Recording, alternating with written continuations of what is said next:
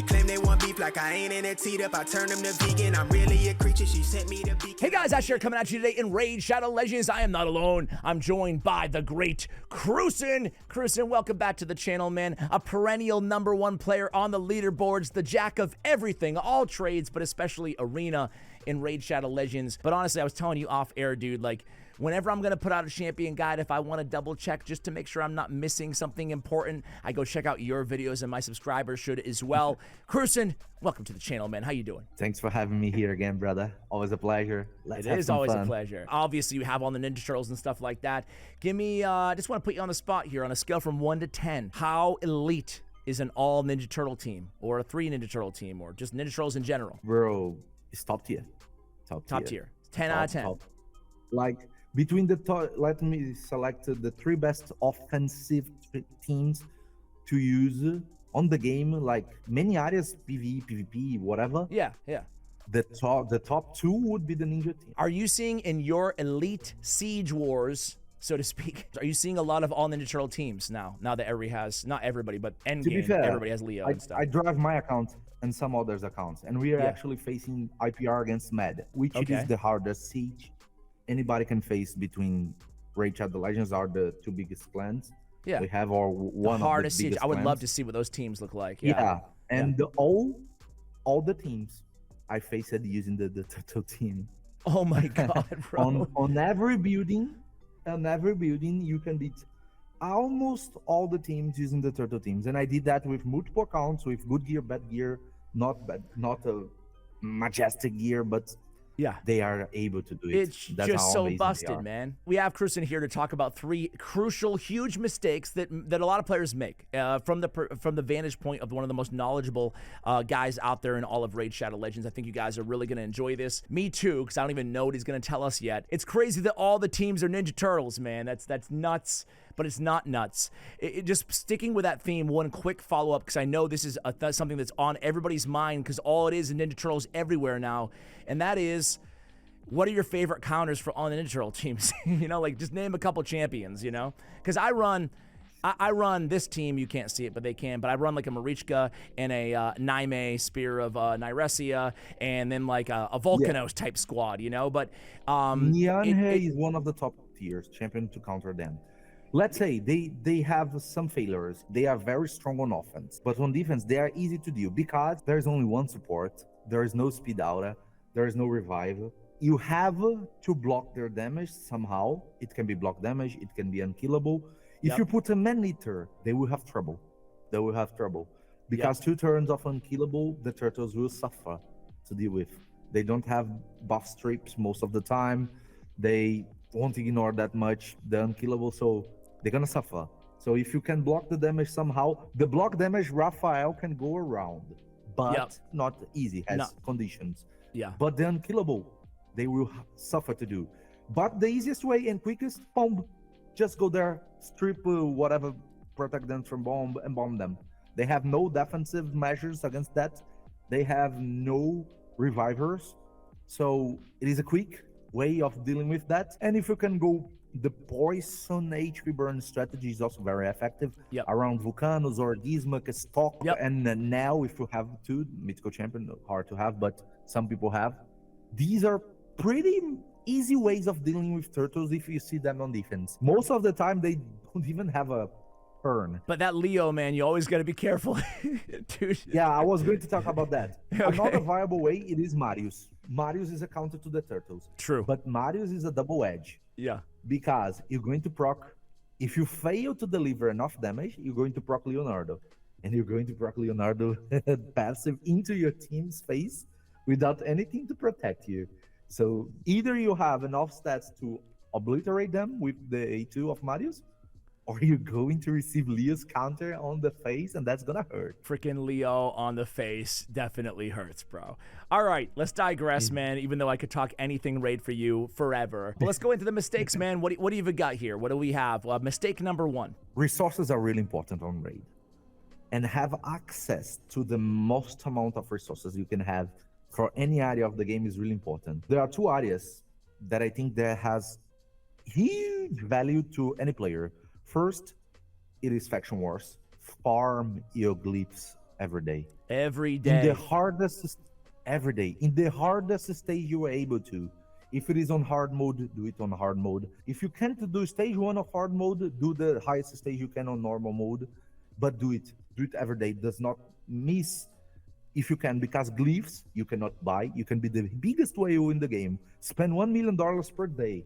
You're not going to have glyphs. And you see this all the time because you run a lot of the top accounts in the game. You can always tell a big whale, a big kraken, who spent $1 million but doesn't have the stats, and it's because of glyphs. Exactly. If it is a 3-star glyph, farm the 3-star glyph. Doesn't matter, but do it.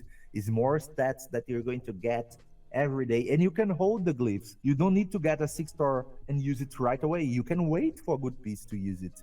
So this is a resources that you're never gonna lose. The second thing I was going to talk about it was Synchronous, but go ahead. No. I'm sorry. You're the expert, not me, Kruysen. But I was just gonna say, like, even Doom Tower normal, man. Like, I do that every season. I do that just to get the haste glyphs. You know? Yeah. Not only that, the extra materials, the shards, the silver, the energy. There are some bosses that I beat the boss, I get the energy, and I'm going to farm that energy. It's going to make my tournament easy on the Doom Tower. Doom Tower is another source, but right now Doom Tower is a little bit easier from the past developments that we had in the game. There are so many mechanics, so many champions. Right now, I don't see Doom Tower. It is hard for people that is starting the game now, but when you have a medium level account, Doom Tower becomes easier. You can easily beat it if you have a medium tier account, even more if you have a higher tier account. So I don't think many people struggle with it anymore, the way we struggled in the beginning. It was very hard. But Synchronous and Faction Wars are two sources of resources that people struggle, and because they are hard, people gave up doing it. Synchronous even more than Faction Wars, because Faction Wars, when you don't able to do it on one stage, you go to the normal one and you maybe do it already. You already got your lead or something like that. Synchronous, when you face a wall, it is usually impossible. You know, you keep days and days trying to beat that room, and it's usually hard. Synchronous is a lot harder than most of the contents in the game. It's a struggle, but it is something that it is so good amount of resources, but the equipments, the Supersonic and the Merciless are priceless. And if you beat Amuse every rotation and you collect everything every rotation, you have 2 attempts of mythical champions every month, which it is with a higher chance. I think it's 1.5%. 2.5. Which it is 2.5%. Yeah. Way better than normal shards. So these attempts, I have friends that have 7 mythicals on their account and 6 come from these. They don't even have Embries. I got my Star Sage and Cometus from Remnants, you know? And this is something that I don't know if you believe in this. I mentioned it a few times though, but one of my clanmates, Sato, I did an early Ninja Turtles video with him, and he had all the Ninja Turtles early on. So I used his account and I saw he had like 27 Remnant summons saved up. And I'm like, what the heck, bro? But I asked him why, and he's like, because if they release Void Mythicals and you can pull them from Remnant, I'll have a great shot at Void Mythicals. And I'm like, dude, I'm doing the same thing. So I have not pulled a Remnant since then. I've got 4 saved up right now. But like, dude, I'm waiting till Void Mythicals, and you know what's gonna happen, bro. Player's gonna release them, and they're gonna be like, yeah, but they can't be pulled from Remnants. I'm like, either way, it'll be a killer video. Anyway, I digress. Yeah, I do Synchronous every day since they release it, and I only got 1 mythical from the Remnants, and all my friends had 3 or 4 Who'd you get? or 5. Who'd you get? And I was like, I got Garou. Okay. All right. Bro, but I know my next one, I'd say that every month. Yes. My next one is going to give me a mythical. Indeed. All right, so that's the first mistake, is not going after the free resources, even if you're a whale, especially if you're not a whale, but even if you're a whale, go after this stuff. I mean, Curse City rewards are insane after the buff, If you hit the wall, try it every day to beat it, but spend your keys on the normal or other rooms that are easier for you, but do not give up. Try as much as you can, swap your gear. And actually, this is the second thing that we have to talk about. The second mistake. People didn't got used to swapping gear after we have free gear removal.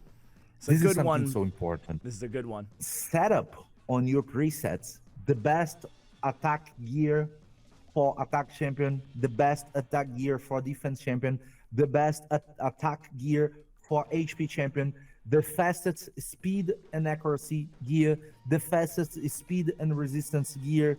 Set up some of these parameters on your global preset. Every content that you want to beat, Faction Wars Hard, Synchronos, Doom Tower, you can just quick swap this gear to the champions that you want to use, and you're going to have the best performance of your account saved there.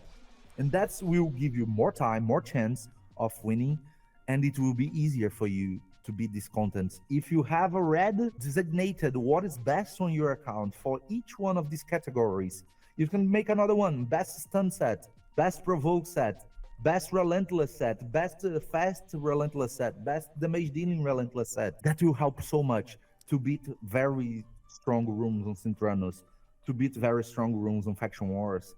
And having the best performance out of your champions is going to make it easier. And quick, you just go there, swap the gear, do the room, and swap back if you want.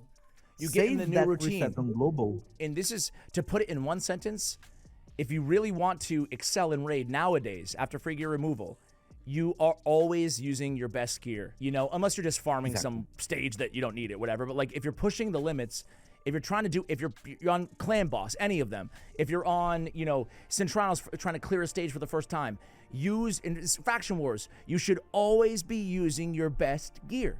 There's no reason not to, right?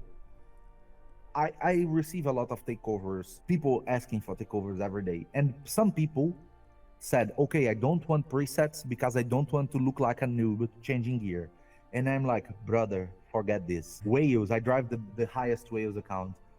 We change gear for everything that we do. The difference is we lose the resources to do it in the past. We paid so much silver to change gear every day, change relics, change everything. We use the resources for that. Changing gear is what makes an account reach the best performance it can. So the Whales use that. Don't think a Whale has all the champions plus 4, that he does not swap gear. Au contrary, he swaps more than you think.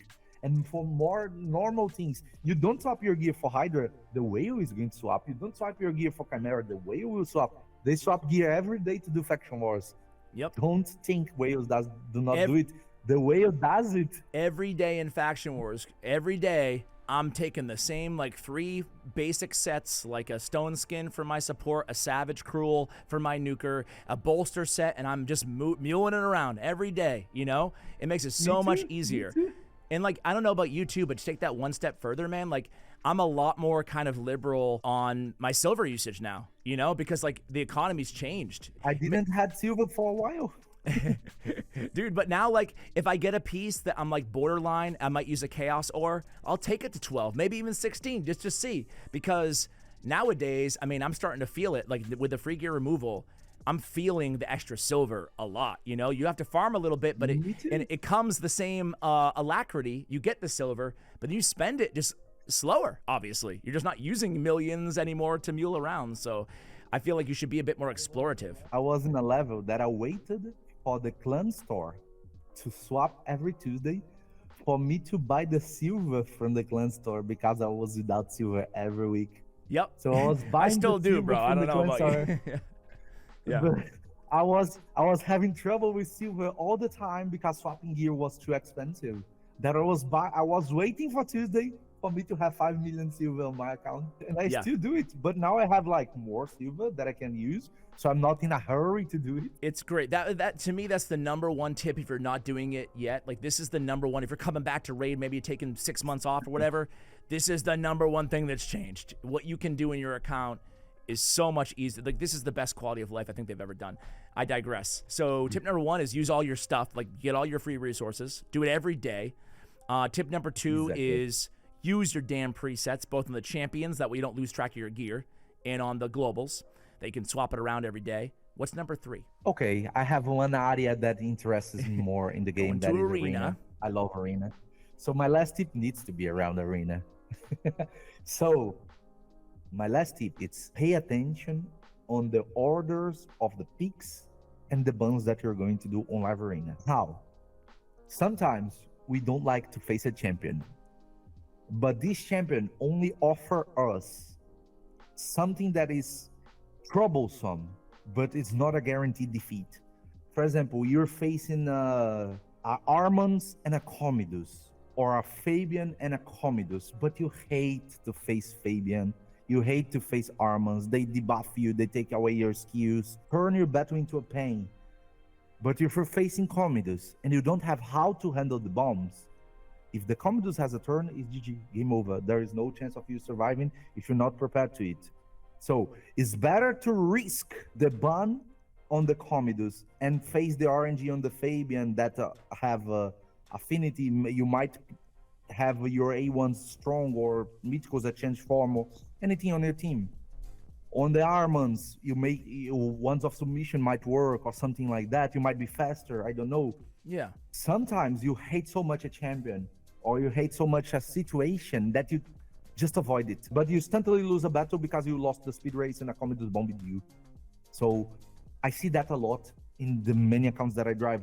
People has nobody with Pharaoh set or immunity set to defend against bomb.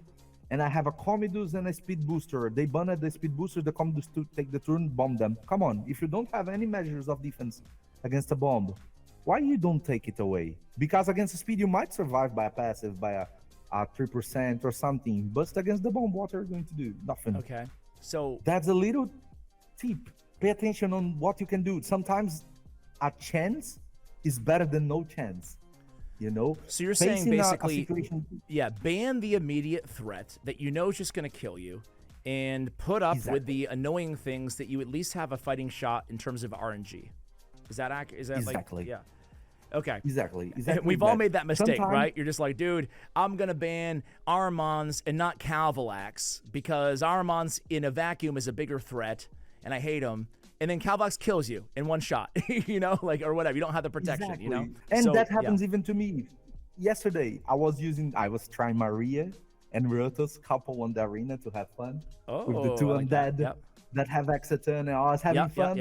And I was facing someone, and he had like, okay, he put a UDK and he put a Commodus.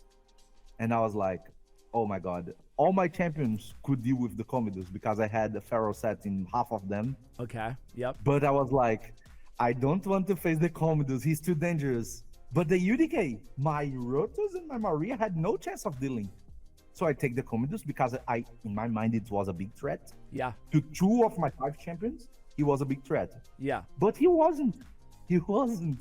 The UDK just destroyed me the battle. My hits went on the UDK the whole battle. I lost. Yep. Yeah, no shot. Yeah. And I could just remove the UDK, have the RNG of the Commodus on some 2 or 2 champions, and I might win the battle. Do you recommend players build a go-to response for every meta strategy? I don't want to say champion, but you know, like, should you have I have my feral team or whatever if I'm in one of these situations, or you know, how would you advise players, especially if you don't have like obviously every champion in the game, even like legendaries? How do you go about building the most robust defense that you can use as kind of a one-size-fits-all scenario, given your account limitations? I wouldn't build a team to a response, but I would build champions. So it's good to have a fast team, a slow team, a stall team, a not stall team. But when you said a team, it's not the whole team. You know, you can use the same nuker in a slow team and in a fast team. What changes is the support that are fast, or the supports are control based or something like that. So it's good to have, for example, a speed booster, the fastest speed booster you have, build it the fastest possible. You have a second speed booster. Okay, people are using a lot Cavalax, bomb you in the beginning of the battle or kill you in the beginning of the battle. Why not build a speed booster with very fast gear, with Pharaoh set, immunity set, stone skin, something like that, that will boost your team if you're faster, and will avoid the Cavalax threat or the bomb threat sometimes. Most of the players, okay, I will build my fastest champion, my second fastest champion, my third fastest champion, my fourth fastest champion. The only change is the champion, but not the build. They're built the same way, as fast as possible. But they have no different strategy on them. I don't like to do that. I need to have a very fast one with Pharaoh, a very fast one with Stone Skin, not so fast one, but with a little bit of tankiness. I have these options to when I'm facing something that some players that I face, I have a clear disadvantage. I don't have all the champions in the game. I'm a whale, but I don't have all the champions. My champions are built some way. Sometimes another player has a better build, and or they pick my champions, the only ones that I wanted to use or I have built for. I'm in a disadvantage, and it's at this moment that this champion shines, because they are waiting for you to put the same strategies all the time, and you break a little bit the strategy. Instead of putting everybody with Stoneskin and Savage, it's everybody on Stoneskin and Pharaoh. You don't ban the bombs, you don't ban the poisons, you don't ban the HP burn, and they put all the strategy to go around that, and they do nothing. You have a lot less damage. Yes, you have a lot less damage, but they will do 0 damage on you. Having some curveballs, some aces up your sleeve, that you can zig while they zag. I agree with that. Usually it's not a team. It is champions. 2 champions build different, 3 champions build different. That's important. Last question, because I would be remiss if I didn't ask a follow-up on Live Arena specifically. I've noticed personally, I don't know if this is a good or a bad thing, but I've noticed that my strategy on Live Arena is I usually go with the same, let's just say 2 of the same 3 champions as my first 2 picks. I start with my comfort zone, and I start with just giving the opponents that I see in the range that I'm at. I start with what I think will be the most robust kind of defense. I try to focus that way. But I go against players who will always go Embrys or Marius first 2 picks, to try to take away the biggest meta options. I go against players who pick Nice every single time, their strongest champion. What would you advise people do in terms of their first picks in the arena? I mean, the most obvious thing is you're not going to pick a champion that can obviously be countered, like a Siphi or something like that. But beyond that, what is your strategy, and what do you advise folks do? I like to say that everybody has their, pet champion. Yes. The champion that you care the most. Like, if you take away my Galaxy, I feel I'm naked half of the battle. I go Marichka. I have 1,000 options. I have 1,000 options. I have almost all the champions in the game. But if you take my Galaxy, I feel naked. Yeah. Is it good to face? I win battles without him? Yes. Then 80% I win without him? Yes. But if you take my Galaxy away, I feel naked. And most of the players have this ritual in their minds. I'm going to start with my Galaxy. I'm going to start with my Marius because they are my strongest champions. And about the first pick, it's good to have a ritual. It's good to have a save point, something that you're used to. I know how fast my Galaxy is. I know which champions he can resist, which champions he can resist, what the champions he's bad against, the way he's built, the champions he's good against. And too, if you're anything like me, which I'm sure you are, you also know the speeds of all your champions so well that you're like, okay, if I run a Siegfried with my Galaxy, I'll know he'll always go next. All my champions are in the media of tuning that I know, and I have a specific champions that are faster above the others, because in any terms that I pick, they will be faster above the others. Yeah. So the account is all tuned, at least mine. There is no answer for that. You can play with your best champions. You can play with your safeguard champion, someone that you trust and is good, but have in mind, after the first pick, or if you're the second pick, if you are the first pick, you can do whatever. You guide. You're the one that guides the fight. So the second guy to pick needs to respond to what you pick. If you're the guy second pick, you need to respond to whatever the guy picks. If you're first pick, you can go with your safe port. If you're second pick, pay attention on the enemy's pick, because it's more important to counter what he puts than to play what you think it is good. Sometimes you have so much trust on your champions, but the team that you're using has nothing to guarantee that you're going to win against the team that you're facing. So you're picking a speed team, and you're watching your enemy pick Nell, Vulcanos, all the passives, and you're still picking your speed boot, your Arbiter, your Siphi, your Fabian, and you see that if you ban one, the other 2 are going to win the battle against you the same way. So you need to change your pick to face the team that you're facing. That's how good it is to have some side champions built differently. Because, okay, I need to change. Oh, I pick 2 fast champions. I pick my Arbiter and my Siphi. And now they pick Calvalax and the Queen of Herds, and I don't have a way of speed boosting. Okay, can change that to a different pick on the last 2. Put nukers with Stoneskin and Pharaoh. You're not going to have the speed boost. You're going to be messed around with that. But these champions might have a shot. For me too, because a lot of players, especially newer folks, don't know what every champion does, and you can't look them all up. So I think that you should also, what you can do is you can be on the look for weak points, you know, like, okay, I might not know everything they do, but I know they don't have a block debuffs on their team, you know, so that affords me an opportunity to use bombs or burns or whatever it may be, you know. So I think that like trying to look for a weak point and then try to just have a champion that you can, you know, I guess it's easier said than done, you know, if you don't know what the champions do. But I always try to look for a weak point and try not to give too many weak points on the same side, you know? Exactly. And that's where the curveball enters. Because you're observing the picks of your enemy. They have no speed aura, they have no speed booster, or at least no typical speed booster. But you're sitting there, okay, his team is going to be slower. I'm going to put only one speed booster on my team. I'm going to be faster. And then your enemy bans your speed booster, and you're like, what? Why he's banning my speed booster? He's going to lead the speed race. He's not using a speed team. And suddenly, a champion that is not a typical speed booster, it is a crazy fast champion. Like so true. Kage with 450, like Osgrim, the dwarf, with 480 speed, Freya with 470 speed, and suddenly you got wrecked because the curveball of your enemy just destroyed you. Having those curveballs can be absolutely huge. Yeah, we can make a whole video about curveballs. I was gonna say, let's do it. Let's do it, man. That will be our next video is the curveball strats. My final question for you, Kruysen, you've been so generous with your time as always. Because this video will go live right before it kicks off, or at least a few days before it kicks off, what do you think of the new fragment summon fusion, the bomb dude? Interesting. Let's say he's not Commodus.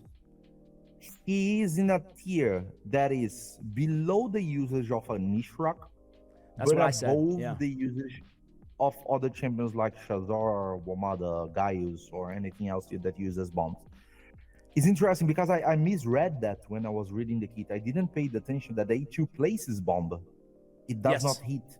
Yes. So affinity was something that I was very worried. Even though the A2 places the bomb, doesn't caring about the affinity, the bomb detonation skill cares about affinity. So you might have champions that will have 2 turns and champions that will only have 1 turn to detonate. And that's something really important because you're going to need his passive to work for you to get an instant turn when that happens, for you to detonate the others with the A1. It's an interesting champion. It's going to help a lot on Faction Wars Hard because I did it a few days ago, the bomb room. Oh, you did it? Finally? Like, oh. Dude, I hated it, I was man. doing, and I only had one mother, and I was suffering so much to do that. Dude, I had Galcut and damn Grunch Killjoy and Galcut, and I'm like, dude, that was for me. Everyone's different, but for me, that was the most difficult or tedious, it may be a better word, out of all the Faction Wars Hards, honestly. But hey, I read on that room so many times, right? Because I was like, I refuse to use another champion. Let me use War Mother for the first time in my life. 100%, dude. It was.